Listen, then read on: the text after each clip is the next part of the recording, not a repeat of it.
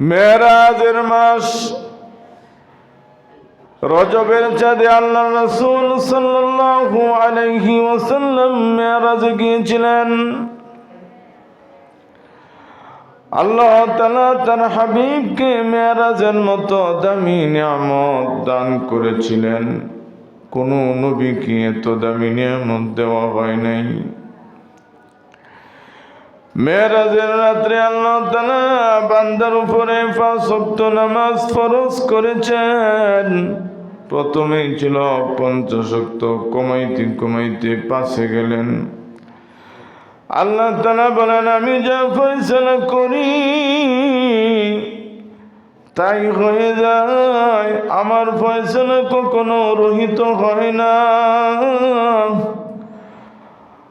আমি যে আপনার উম্মতের উপরে 50 ওয়াক্ত নামাজ ফরজ করেছিলাম, কমাইতে কমাইতে 5 ওয়াক্তে আসলাম।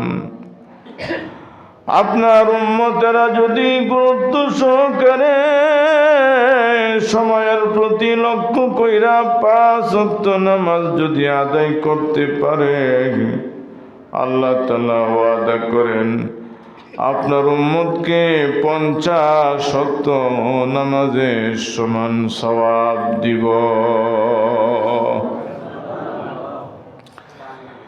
এবং আরো সূরা বাকারার শেষের আয়াতগুলি মেরাজের রাত্রে আল্লাহ তাআলা বিশেষভাবে ফজিলতপূর্ণ আয়াতগুলি নাজিল করেন।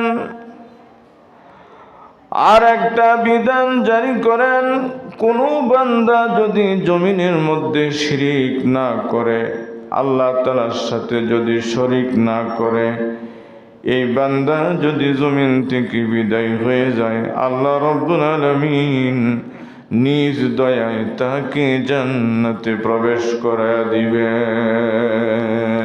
সুবহানাল্লাহ। উলামায়ে কেরাম লেখেন, আরো কিছু বিষয়ে ফয়সালা হয়। 1 নাম্বার হলো আল্লাহ তাআলার সঙ্গে কাউকে শরীক করা যাবে না। ইবাদত একমাত্র আল্লাহ রাব্বুল আলামিনের, তিনি একমাত্র উপাস্য, তিনি একমাত্র ইবাদতের উপযোগ্য, একমাত্র ইবাদতের মালিক হলেন আল্লাহ রাব্বুল আলামিন। 2 নম্বরে ফয়সালা করেন, মা বাবার অবাধ্য হওয়া যাবে না।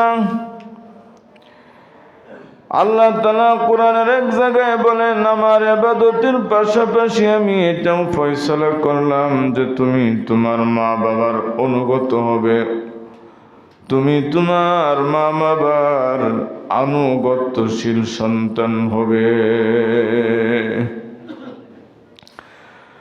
3টা জিনিসের দিকে তাকায়া থাকলে আল্লাহ তাআলা সওয়াব দান করেন। তোর মধ্যে একজন হলেন মা আর বাবা।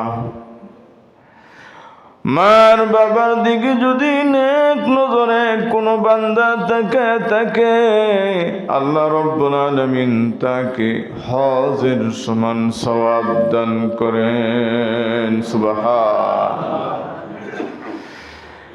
এজন্য উলামায়ে কেরাম বলেন, দিনের শুরুতে একবার নেক নজরে মা বাবার চেহারা দেখা, দিনের শেষ ভাগে আরেকবার মা বাবার চেহারা নেক নজরে দেখা।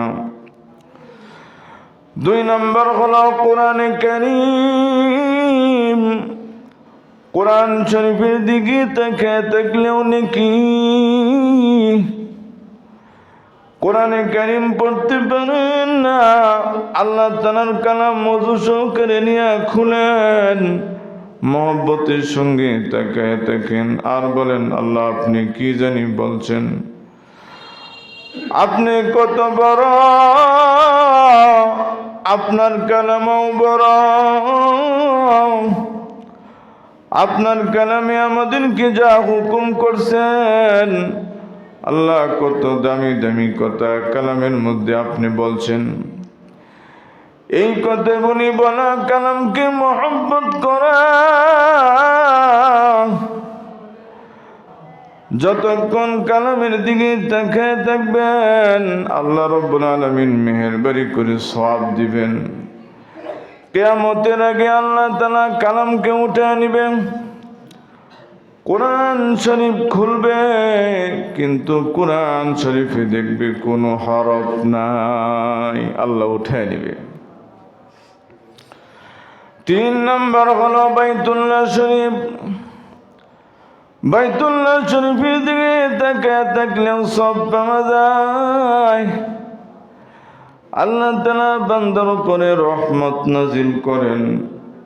কাবা শরীফে যাদের যাওয়ার তৌফিক হয়েছে তারা তো দেখেছেন, আল্লাহ তাআলার ঘরের দিকে তাকাইলে অন্তর কেমন প্রশান্তি লাভ করে। আর যারা এখনো যাইতে পারি নাই, আল্লাহ তাআলার দরবারে দোয়া করার চেষ্টা করা, ফিকির করা,